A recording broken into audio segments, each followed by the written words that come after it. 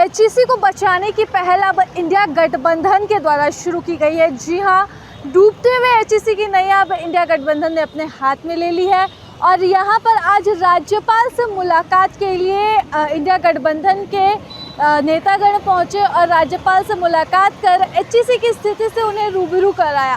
साथ ही यहां पर राज्यपाल के द्वारा आश्वासन भी मिला है। राज्यपाल एचईसी विजिट करने आएंगे, वहां की स्थिति का जायजा लेकर रिपोर्ट बनाकर केंद्र सरकार को सौंपेंगे, जिसके बाद तय हो पाएगा कि आखिरकार केंद्र सरकार एचईसी को बचाने के लिए बेसिकली हम सब लोग यहाँ जो आए हैं वो एचईसी के जो बंधनावस्था में ला दिया है केंद्र सरकार ने, और वहाँ के मजदूर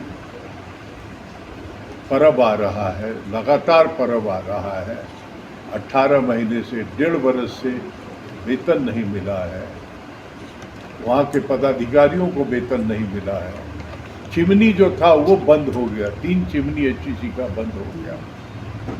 ये सारे सवाल को गवर्नर साहब के पास गए, क्योंकि वो कस्टोडियन है फाइनली, और एचईसी केंद्र सरकार का, इस देश का एक बड़ा धरोहर है। एचईसी को बचाना प्लानिंग कमीशन जो था, नीति आयोग, उसका रिकमेंडेशन है। कलाम साहब जब थे राष्ट्रपति तो उनका था, क्योंकि इसरो के साथ उन्होंने जोड़ा था।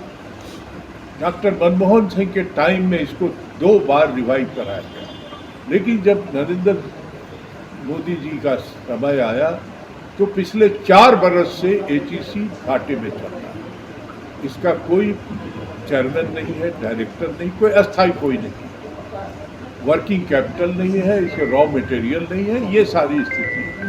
हमारी यहाँ की हमारी नेता महुआ मांझी जी ने राज्यसभा में उस दिन ये सवाल को उठाया जब राज्यसभा में इसरो पे चर्चा हो रही थी, उसने उठाया। मैं समझता हूँ महुआ जी आपको अपनी बात अच्छी लगी। बात यह है कि एचईसी पर तमाम लोग काम कर ही रहे हैं, सभी लोग चाह रहे हैं कि उसका पुनरुद्धार हो, लेकिन सालों से ये पेंडिंग है और धीरे धीरे उसकी स्थिति बदतर होती जा रही है। राज्यसभा में मैंने पहले भी एचईसी मुद्दे को उठाया था, लेकिन उसके बाद भी कोई पहल नहीं की गई सरकार द्वारा। तो मैंने उस दिन इसके बारे में कहने के लिए चुना जिस दिन इसरो की उपलब्धि पर चर्चा हो रही थी, और उस समय मैंने कहा कि इसरो के वैज्ञानिक और इसरो बधाई के पात्र हैं, उनको धन्यवाद दिया, लेकिन साथ ही कहा कि इसरो के लिए चंद्रयान 1, 2, 3 के लिए जो लॉन्चिंग पैड और अन्य उपकरण बने हैं वो एचईसी से बने हैं, और वो मदर इंडस्ट्री है। 1958 में पंडित नेहरू ने उसकी स्थापना की थी और एशिया का सबसे बड़ा इंडस्ट्री है, और इसके बावजूद उसके साथ इस तरह का सौतेला व्यवहार क्यों हो रहा है। जिस एचईसी से किसी समय जो मेधावी छात्र छात्राएं निकलती थे, वो पूरी दुनिया में कोई साइंटिस्ट है, कोई डॉक्टर है, कोई इंजीनियर है, कोई बड़े अफसर है। अभी जो हालत है कि तनख्वाह नहीं मिलने की वजह से बच्चों का नाम स्कूल से कट रहा है, वो चाय बेच रहे हैं, अखबार बेच रहे हैं, इडली बेचकर वो ऑफिस जा रहे हैं ताकि उनकी हाजिरी बनी रहे, और उनका सेंटिमेंट जुड़ा हुआ है उससे। और इतना बड़ा इंडस्ट्री क्यों आखिर केंद्र सरकार प्रतिमा पर, इतने बड़े बड़े स्टैचू पर करोड़ों रुपए खर्च कर रही है। ठीक है, स्टैचू बनाइए, लेकिन एक जीवंत लोगों के द्वारा संचालित इतनी बड़ी इंडस्ट्री में आप इन्वेस्ट नहीं कर सकते हैं।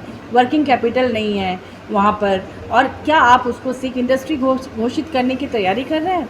क्या उसको प्राइवेट के हाथों देना चाहते हैं, जैसा कि वहाँ के आंदोलनकारी साथियों का ये कहना है कि शायद उनकी आशंका है कि जिस तरह से रेलवे और एयरपोर्ट, हवाई जहाज, सब चीज़ प्राइवेट को दिया जा रहा है, प्राइवेट के हाथों, क्या केंद्र सरकार इसको भी तैयारी कर रही है देने के लिए?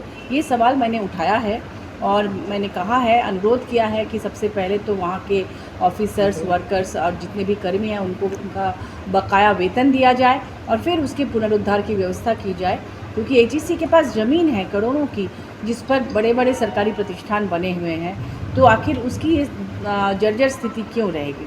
तो इन तमाम मुद्दों को लेकर हम लोग काम कर रहे हैं। टीम इंडिया इसमें पूरी तरह से लगी हुई है। अब आज हम लोग राज्यपाल महोदय से, झारखंड के, उनसे मिला हम लोगों ने, और मिलकर सारी बातें हम सभी लोगों ने बताई कि आप उस कस्टोडियन हैं इस एचईसी के, तो आप इसमें पहल करें। तो उन्होंने और भी डॉक्यूमेंट्स मांगे हैं ताकि और अच्छी तरह से, क्योंकि जैसा कि माननीय सुबोध कांत जी ने भी कहा कि इसरो पहले चाहते थे कि इसको अपने में मर्ज कर लेना एचईसी को, क्योंकि वो उनके लिए इतना महत्वपूर्ण है।